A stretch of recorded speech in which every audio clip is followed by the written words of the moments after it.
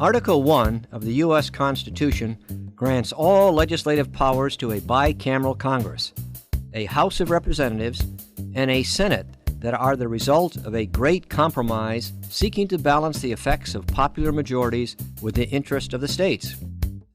Our system currently provides for a 2-year term of office for House members from the 435 population-based districts. In the Senate, voters of each state elect 2 senators who serve 6-year terms that overlap, such that only 1/3 of the chamber is up for election in any given election cycle. The 2 chambers are fundamentally equal in their legislative roles and functions. Only the House can originate revenue legislation, and only the Senate confirms presidential nominations and approves treaties.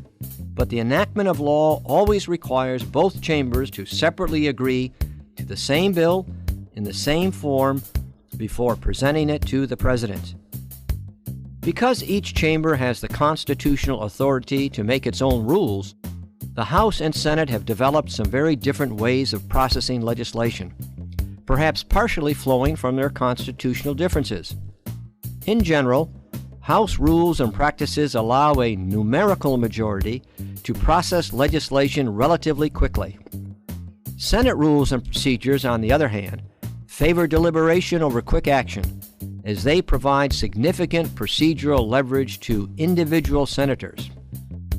Congressional action is typically planned and coordinated by party leaders in each chamber, who have been chosen by members of their own caucus or conference. That is, the group of members in a chamber who share a party affiliation. Majority party leaders in the House have important powers and prerogatives to effectively set the policy agenda and decide which proposals will receive floor consideration. In the Senate, the leader of the majority party is generally expected to propose items for consideration, but formal tools that allow a numerical majority to take action are few. Instead, majority party leaders typically must negotiate with minority party leaders and often all senators to effectively conduct Senate floor action. In both chambers, much of the policy expertise resides in the standing committees, panels of members from both parties that typically take the lead in developing and assessing legislation. Members typically serve on a small number of committees, often for many years, allowing them to become highly knowledgeable in certain policy areas.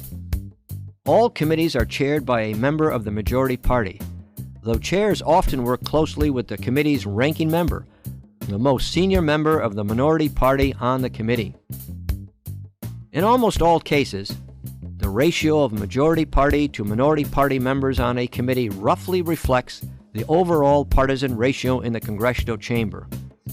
Committee members and staff focus much of their time on drafting and considering legislative proposals, but committees engage in other activities as well. Once a law is enacted, Congress has the prerogative and responsibility to provide oversight of policy implementation, and its committees take the lead in this effort. Both chambers provide their committees with significant powers and latitude for oversight and investigations into questions of public policy and its effects. While the engine of legislative ideas and action is Congress itself, the President has influence in the legislative process as well.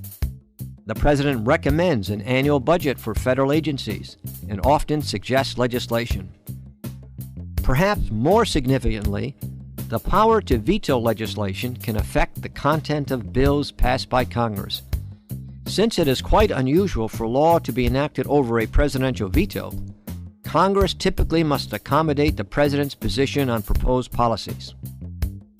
The process by which a bill becomes law is rarely predictable and can vary significantly from bill to bill. In fact, for many bills, the process will not follow the sequence of congressional stages that are often understood to make up the legislative process.